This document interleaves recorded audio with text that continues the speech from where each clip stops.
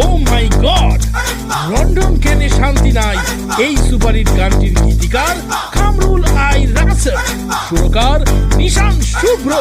গানটা ইউটিউবে শুনবেন, অবশ্যই শুনবেন। Thank you.